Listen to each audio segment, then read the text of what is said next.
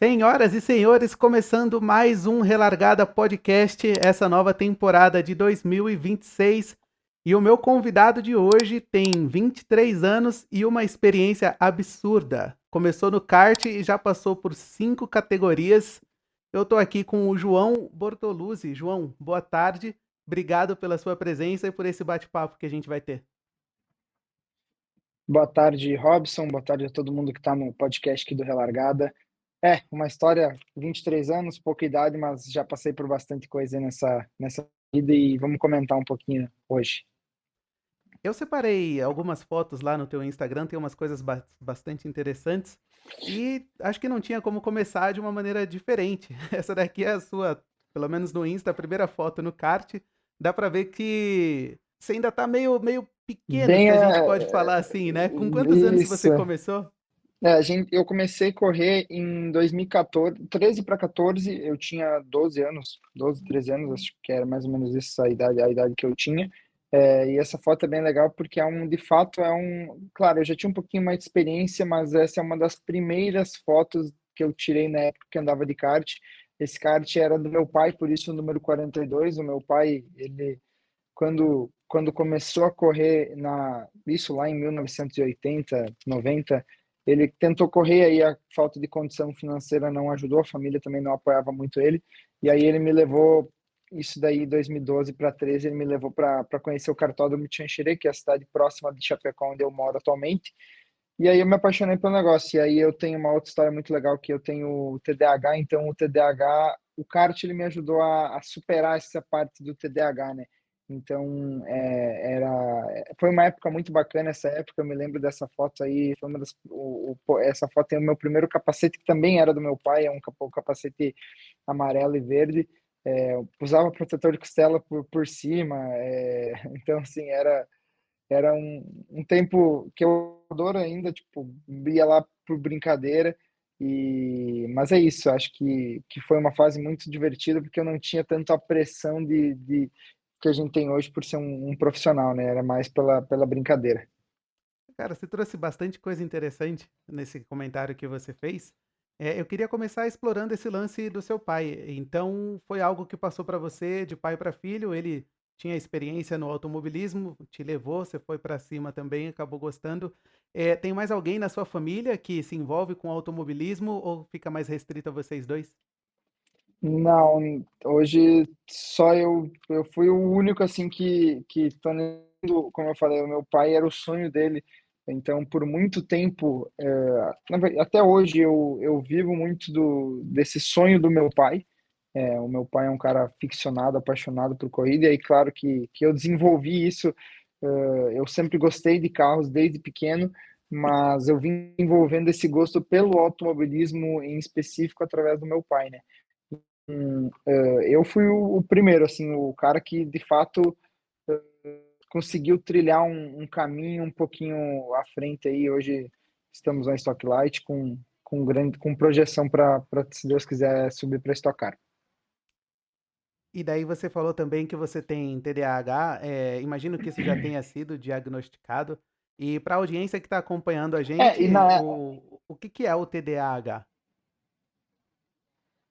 Na época, na verdade, que eu fui diagnosticado, assim, meio que não existia ainda o que existe hoje, né, de tantos desses problemas, TDAH, enfim, toda essa parte, não tinha tanto isso.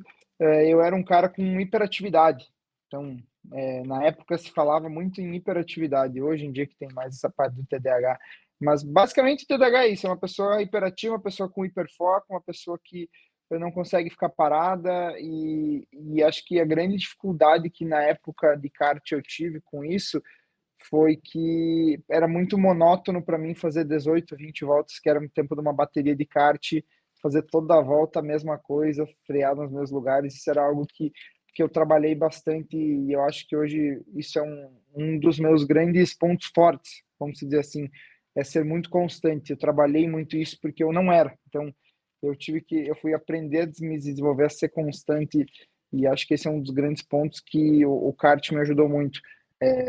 Eu me lembro também que eu tinha escrito no volante foco, força e fé, que são três palavras que me acompanharam durante muito tempo. E para eu olhar no volante quando eu começasse a achar monótono aquela situação de estar andando, eu olhar para o volante e ver aquelas frases e me lembrar da motivação. Então, basicamente é isso. É, você comentou, você passou um tempo na HB20 e depois você passou para outra categoria. Qual veio na sequência depois da HB20? Aí depois eu sou campeão brasileiro de HB20 22, continuo na HB20 e vou para a NASCAR também. Eu faço as três primeiras etapas do Campeonato Brasileiro de HB20 de 2023 eu faço, depois eu acabo por abandonar o campeonato e passo a minha vaga para outro piloto. E aí eu continuo com foco total na NASCAR, fazendo dupla, correndo dupla com o Felipinho Tosso, que hoje continua lá. E foi um ano difícil assim, mas de bastante aprendizado. Foi um ano que a gente, era minha estreia nos carros de tração traseira, o Felipinho era estreia nos carros de corrida. Então eu sem experiência, eu tive que muitas vezes ser o responsável por acertar o carro, por levar informações técnicas, por já ter um pouco mais de experiência nos carros. E ainda assim conseguimos bons resultados. A gente não chegou a ganhar nenhuma coisa na NASCAR. E acho que isso foi uma das coisas que me faz um dia querer voltar para lá. Talvez que eu não tive essa realização de ganhar uma corrida na NASCAR. O melhor resultado meu foi um segundo no Anel Externo de Goiânia. Mas ainda assim, por 16 pontos, eu fui vice-campeão entre os estreantes no Rookie of the Year. E acho que isso foi o ponto positivo que eu levo assim da NASCAR, foi esse vice-campeonato e a experiência que eu adquiri ao longo do ano em acerto de carro, em saber passar um feedback, em, em principalmente ganhar quilometragem com pneu slick e com tração traseira, né, que é o caso da NASCAR. Acho que é isso que eu levo de positivo dessa passagem na NASCAR, mas espero voltar lá, como falei, para tentar ganhar uma corrida lá, que foi o que eu não consegui. Para a gente entender um pouco a dimensão dessa transição Copa HB20 NASCAR Brasil, como você mencionou, os carros da NASCAR agora eles têm tração traseira, eram pneu slick, e acho que a potência também é bem maior, né? Os carros da NASCAR têm algo em torno de É, 300, 350 cavalos, e os da 300. HB20 são quantos? Quando eu andei eram 300. Quando eu andei eram 300 cavalos na NASCAR e na HB20 162. Mas É é assim, um fato curioso, que quando eu fiz uma etapa de Interlagos, eu fiz uma rodada dupla, tanto o HB20 quanto o NASCAR. Eu andei com os dois carros no mesmo final de semana. E é muito legal que os pontos de freada eram iguais, assim, praticamente o mesmo que eu usava na HB20 eu usava na NASCAR. A única diferença é que eu chegava com muito mais velocidade na NASCAR, e então acabava que eu tinha que para mais, mas até os contornos e tal, e isso foi uma coisa que eu achei engraçada, porque eu esperava que ia ser muito diferente assim um para outro, por um ser tração dianteira pneu slick, ou tração dianteira pneu radial e o outro tração traseira pneu slick. Eu achei que ia dar uma grande diferença e eu não senti isso. Então, acho que isso foi legal assim, ver que aquela coisa que os pilotos falam que o ponto de freada não muda para todos os carros, praticamente os pontos de freada são sempre o mesmo, é verdade. Tanto que na Stock Light a gente tem o ponto de freada até traz um pouquinho, porque a gente tem um carro mais pesado e com mais potência, então acaba que até atrasa um pouco que a gente freava na HB20 na NASCAR. Uma curiosidade que eu fiquei, você falou que foi um momento de bastante aprendizado para você, até no sentido de passar um feedback no acerto do carro. Como é esse feedback? Que tipo de coisa os pilotos passam para o pessoal que faz o acerto do carro?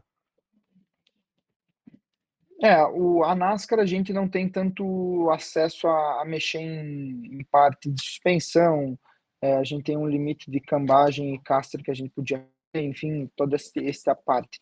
Mas eu me lembro muito bem que eu gosto muito de mexer com barra, né?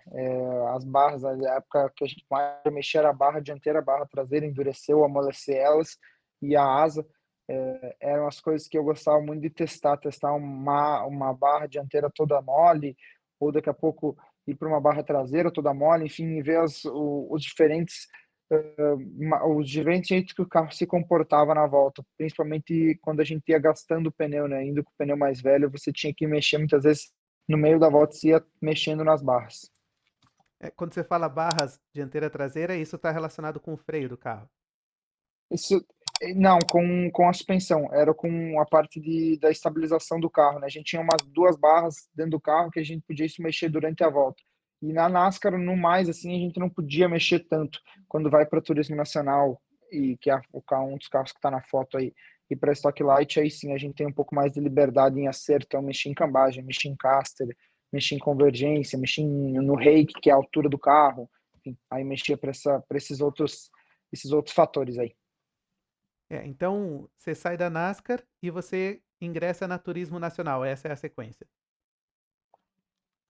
Tem um hiato de 8 meses aí entre o dia 12 de dezembro e o dia 12 de junho.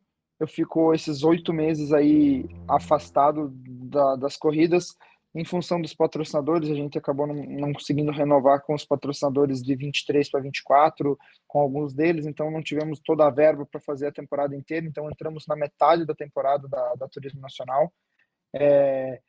E aí, quando eu entro, eu começo a temporada, esse é um Onix, né, um New Onix, mas quando eu começo a temporada na Turismo Nacional, eu faço a temporada, as 5 etapas, de 6 etapas que eu corri, 5 eu faço de polo.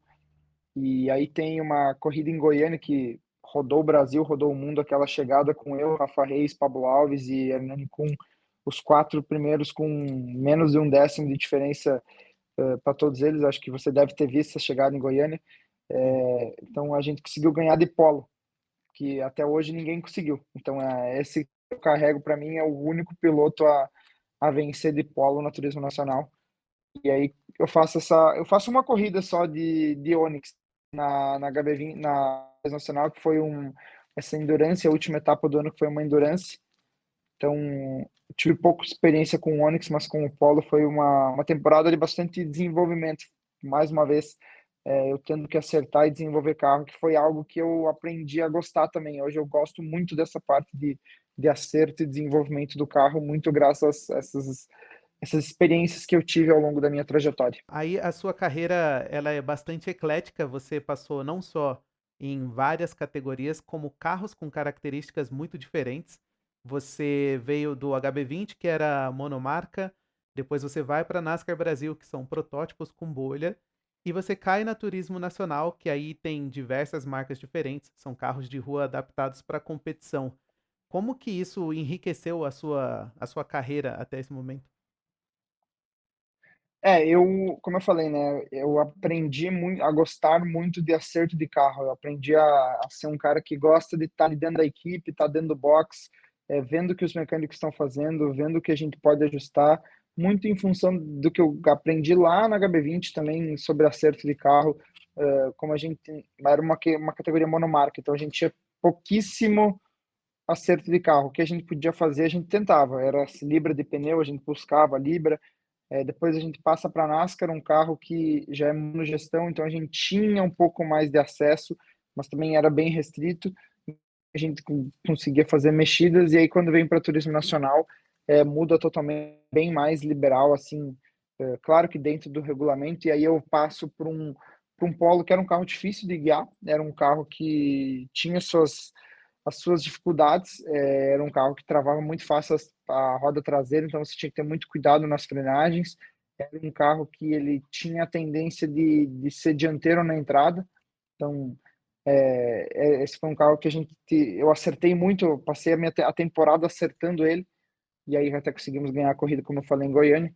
O Onix é o carro mais desenvolvido, é o carro que todo mundo usa, até o pessoal brinca, se a categoria não mudar, vai virar monomarca turismo nacional por causa do Onix, mas é o carro mais fácil de guiar, é o carro que parece que você está andando num carro de rua na pista, é impressionante, é impressionante o quão fácil é guiar o Onix. A gente chegou, botou esse carro, a equipe adquiriu o carro, a gente só fez as alterações que precisava da TN porque ele estava com o regulamento de turismo 1.4, então a gente só fez as alterações para o regulamento de turismo nacional e botamos na pista, e eu fiz o trecho roxo em cima de trecho roxo, no setor de miolo, que a gente aí teve um déficit de motor nessa etapa que de Onix, infelizmente, a gente sofria muito de motor, mas o miolo de Interlagos, a gente fazia roxo atrás de roxo, com o carro praticamente do jeito que chegou na pista. E aí é uma curiosidade legal é que em 2025 eu retorno a Turismo Nacional, já andando de estoque, retorno para fazer uma corrida endurance com o Gabriel Moura em Cascavel com o HB20 e com os câmbios novos da Turismo Nacional. Então, acabou que eu vivi as duas fases da Turismo Nacional, né? A fase com os carros mais de rua possível, que era aquele câmbio mesmo ruim de entrar marcha, tinha que frear, esperar para entrar a marcha. E peguei a fase com o HB20, que é o câmbio de corrida, que daí o carro ficou muito legal. Esse carro com o câmbio de corrida mesmo ficou muito bacana. E aí o HB20 é um carro com a frente dele é muito carregada de castra, você tem que andar com ele muito carregado à frente, porque é um carro pesado, você anda com ele pesado, com uma traseira muito solta, então são 3 guiadas diferentes para 3 carros diferentes. É, uma dúvida que eu tenho, a Turismo Nacional tem um BOP, alguma coisa semelhante com o que a gente vê no TCR, por exemplo? Eles fazem algo assim, mas mesmo com os BOPs, o Onix ainda fica muito sobressalente. Eu não sei se por ser o carro mais desenvolvido, o carro que no começo lá todo mundo usou o Onix, todo mundo fez o Onix, então assim, é difícil falar. Eu acho que aqui vai uma questão de coeficiente aerodinâmico, vai entrar em outros fatores aí de enfim, coisas que nem a gente pode explicar aqui, porque é impressionante que todos os Onix, pelo menos 99% dos Onix que são construídos, eles já nascem rápidos.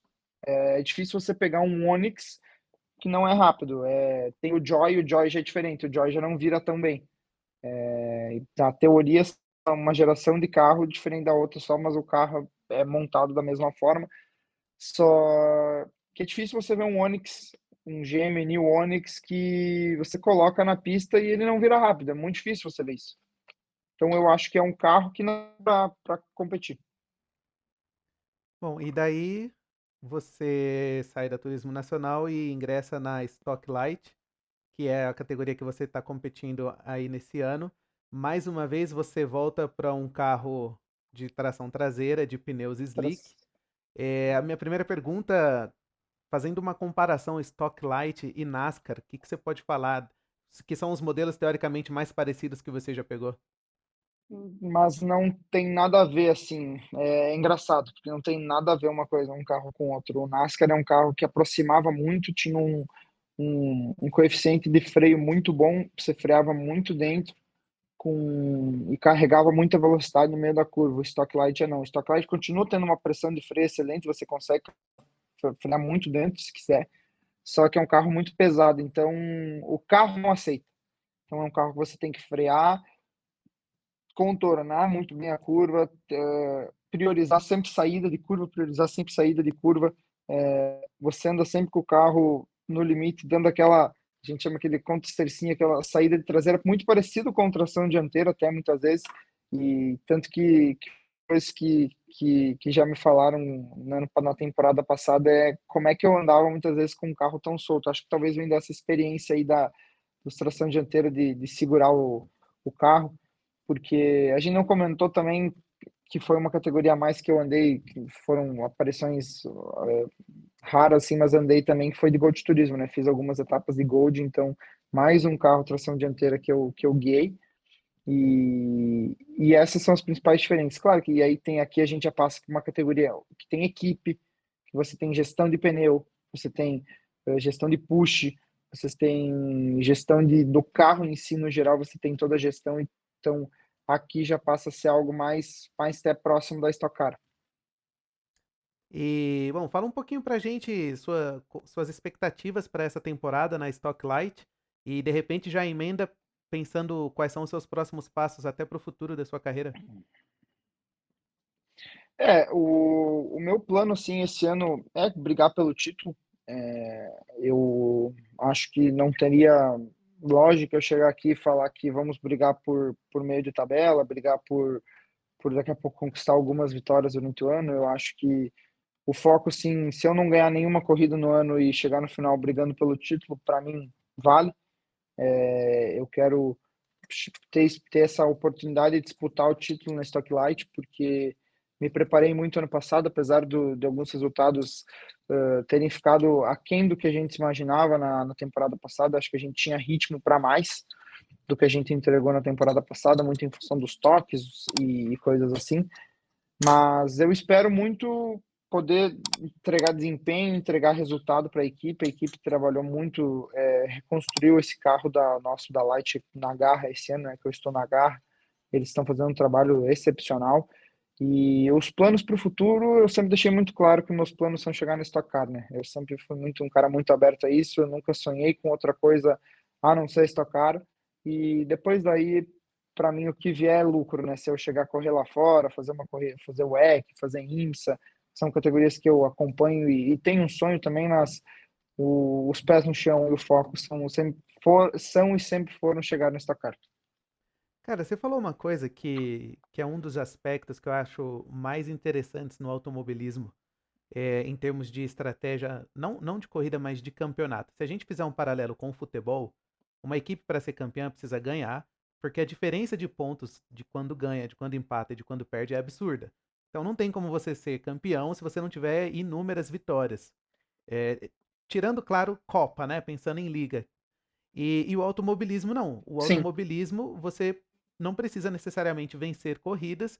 É mais importante você ter uma constância na sua pontuação para você chegar no título. Mas uma coisa que eu acho que é comum a qualquer esporte, para você vencer, você precisa ter uma agressividade.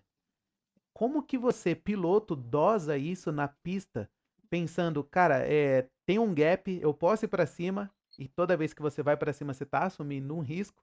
Como que você dosa isso? Não, calma, vou pensar no campeonato, ou você tem uma vontade de subir lá no pódio, primeiro lugar, estourar uma champanhe, só que ao mesmo tempo você pensa, não, no campeonato, é melhor seguir aqui pensando na estratégia de longo prazo. Como que você trabalha isso?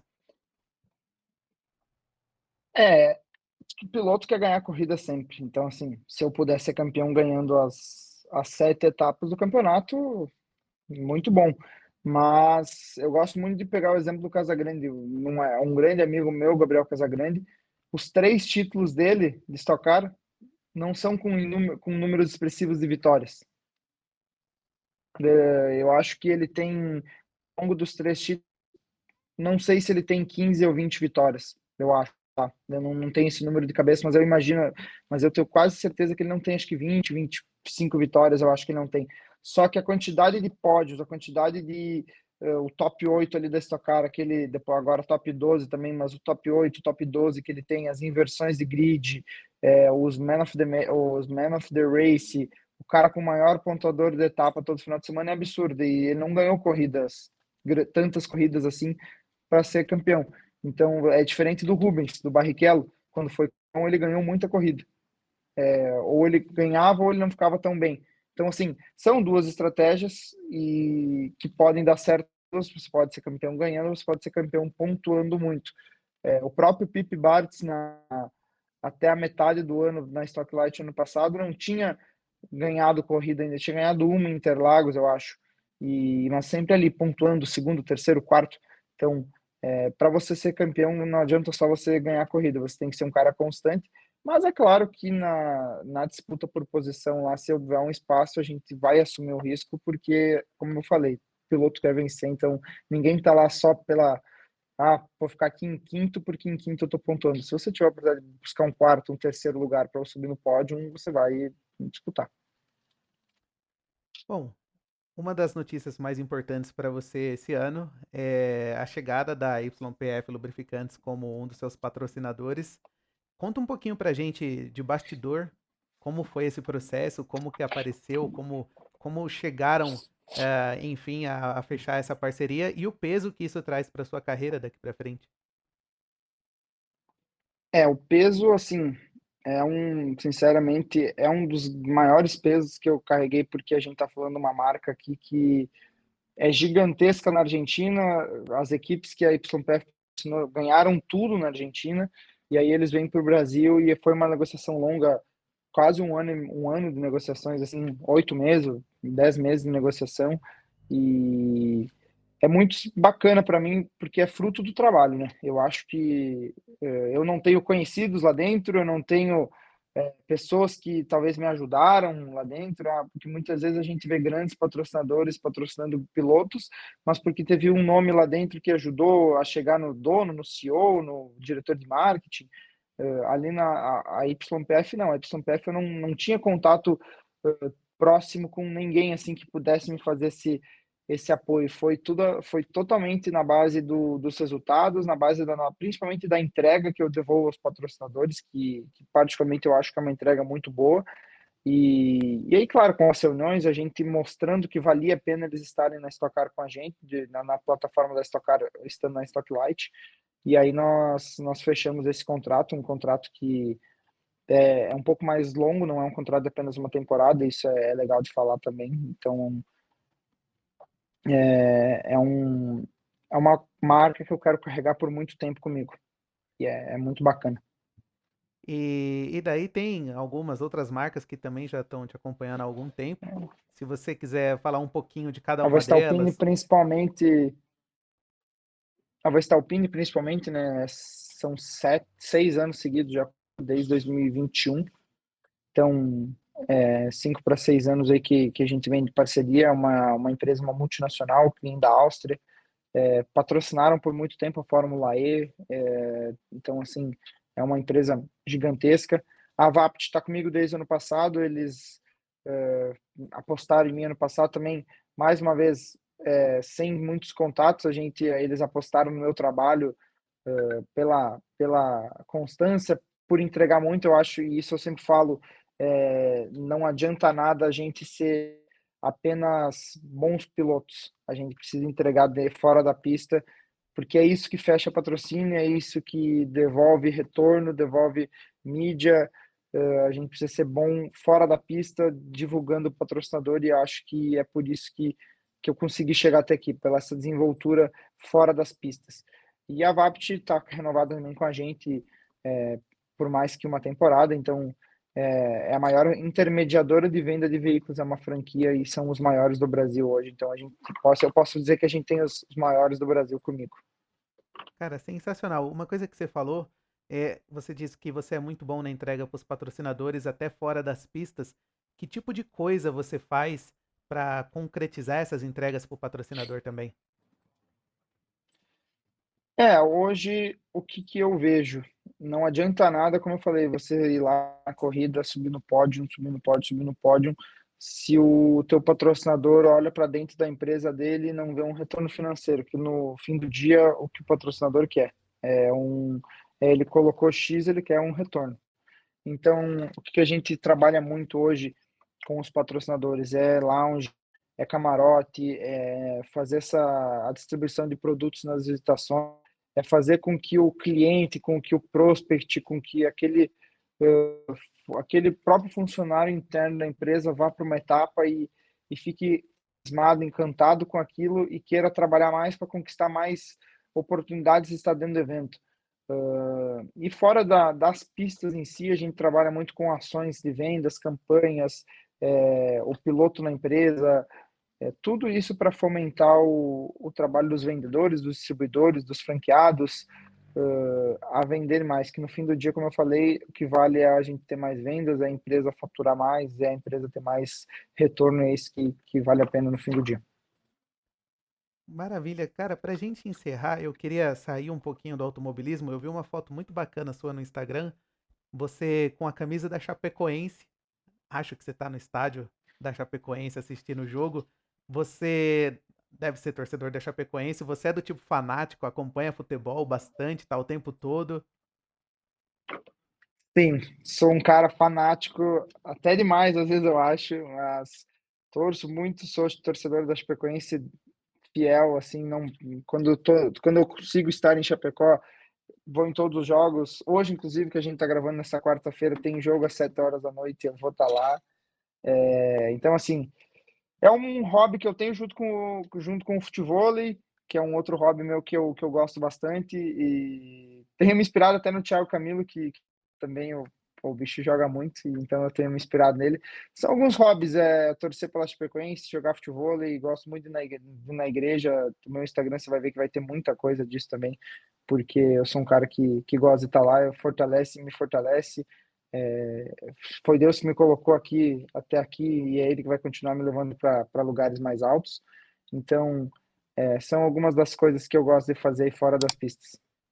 Eu nunca tive a oportunidade. Você é de Chapecó, natural de Chapecó? Chapecó. Você vai ter a oportunidade de vir para o autódromo, se tudo der certo aí, conhecer o Autódromo Internacional de Chapecó. Exato. Essa era uma das perguntas que eu ia te fazer também. Antes, deixa eu só encerrar esse lance da Chapecoense. Eu nunca tive a oportunidade de perguntar para alguém de Chapecó, torcedor da Chapecoense, como foi a experiência lá em 2016, aquele acidente aéreo que a gente sabe foi muito terrível. Como foi para um natural de Chapecó? Como que estavam as ruas da cidade? Você que é um torcedor fanático, como que tava a torcida em geral? Sei lá, se você tem contato com torcida Cara, organizada, grupo de todo, WhatsApp. todo mundo que fala que a cidade estava morta, não mentiu. A cidade morreu, eu me lembro que foi um 29 de novembro, o Natal daquele ano, assim, o dezembro, que é um mês muito movimentado em função do Natal, foi um mês, assim, parado, as ruas não tinha ninguém. De fato, foi o time da Chapecoense levou a aura, a energia da cidade naquele tempo ali. E aí eu praticamente tinha muitos conhecidos que morreram naquele voo. Tinha o centroavante Bruno Rangel, o maior artilheiro da Chapecoense, era um grande amigo nosso, da minha família, morava no mesmo prédio. O diretor de futebol, Maurinho, morava no mesmo prédio, me conhecia desde que eu nasci, que eu saí da barriga da minha mãe. Fora outros que iam na igreja que a gente frequenta, tinham vários jogadores que frequentavam a mesma igreja, então assim, nós tínhamos muitos contatos. E e aquilo foi assim, muitas vezes não caía a ficha. Eu me lembro assim de o acidente foi tipo na terça para quarta-feira, acho que foi, se eu não me engano, na quarta para quinta. E no sábado assim, comecei a chorar do nada, porque tipo, sabe quando caiu a ficha assim, tipo, de fato tinha acontecido, porque tem muitas vezes parecia. Uma outra coisa que eu queria te perguntar, e aqui alinhado um pouco como você comentou, dá para ver no seu Instagram que você é bastante ativo na questão religiosa. Dentro dessa visão, porque a gente, apesar de tudo, teve três sobreviventes, né? Acho que foi o Neto, o Follman e o Ruschel que joga até hoje. Dentro dessa visão, E teve mais o Rafael Renzel, comentarista da Chapecoense, que já está falecido. Ele verdade, renasceu no acidente verdade. e depois Acho que faleceu uma jogando bola aeromoça com também. uma parada cardiorrespiratória. É, eu acho que foi também. São cinco sobreviventes, eu acho, se não me engano. E aí, dentro dessa sua visão espiritual religiosa, como que vocês entendem um milagre dentro de uma tragédia dessa proporção? Cara, o cara tem que ver alguma coisa para viver ainda. Claro que ali tem uma palavra que eu gosto muito de um pastor que eu escutei um tempo atrás, que ele fala que tem coisas na vida que a gente não está, a morte não é para nós, só que a gente entra em circunstâncias que isso acaba acontecendo. E aquele caso foi um caso, uma circunstância, porque talvez tem pessoas ali que ainda tinham coisas para viver aqui na Terra, mas acabou que uma falha lá da empresa que transportava os jogadores, né, querer economizar no combustível, enfim, toda aquela história que todo mundo já sabe, acabou gerando isso. Mas eu acredito muito que as pessoas que sobreviveram é porque tinham algo maior para demonstrar ali. É, e aí cabe a você, depois de sobreviver disso, continuar e aí talvez mudar o que você viveu até dia 28 de novembro. Você era uma pessoa e a partir do dia 29 você é outra e você vai mudar o teu jeito de viver, vai viver talvez com mais gratidão, enfim. Ou você continua aquela mesma vida e aí espera mais uma vez a morte bater na porta, né? Como diz o ditado. Última pergunta, Exato. então, já passamos um pouquinho do tempo que está combinado, mas minha última pergunta para você é em relação ao autódromo, se você já foi lá ver, como é que tá, como é que não tá, qual é a sua expectativa, vai ser bacana? Já fui lá ver, fui algumas vezes, inclusive, já. Ficou uma pista assim de primeiro mundo, de primeiro padrão, uma pista muito rápida, muita curva fechada, muita curva cega, muita curva de alta velocidade, retas longas, tem de tudo. É uma pista, assim, vou te falar, bem completa, tem todo tipo de curva. A que eu mais gostei, assim, andando de carro lá foi a curva 4, 4 ou 5, não sei como é que vai ficar a contagem, que é a curva à direita, que você freia com, é parecido com a caipirinha do Velocitar, está em linha reta, você está subindo e você freia quando no topo da subida, assim, na transferência de peso do carro Vai você dar freia. confusão isso E aí aí. você tem uma curva, e aí você tem uma curva direita que você não enxerga o, a entrada da curva, então foi uma curva bem bacana e a previsão é final de junho ou final de julho. A pista está pronta, então tá bem avançado assim, o asfalto já está praticamente finalizado, a última camada, aquela camadinha fina para deixar o asfalto bonito. Eles já estão começando a subir as estruturas de box, então assim, tá tudo bem adiantado, eu acho que vai ficar pronto sim. Até porque tem o Marcelo Caran, que era ex-diretor da Vicara e agora é diretor do autódromo, é um cara muito confiável e tenho certeza que ele vai fazer com que tudo seja entregue no prazo certo. Maravilha, João. Muito obrigado mais uma vez pela sua presença. Parabéns pela sua carreira. Parabéns Obrigado. pelo acordo com a YPF, o primeiro brasileiro a conseguir o patrocínio deles. Sucesso para você esse ano e no decorrer da sua carreira. Obrigado, Robson. Obrigado a todo mundo que assistiu até aqui o Relargada. É, fica o convite a assistir a temporada da Stocklight aí a todo mundo. Fica o convite a me seguir nas redes sociais também, @JoãoBortoluzzi80, a seguir os patrocinadores e vamos lá. Tem uma grande temporada pela frente aí para vir. Maravilha. Até mais, João.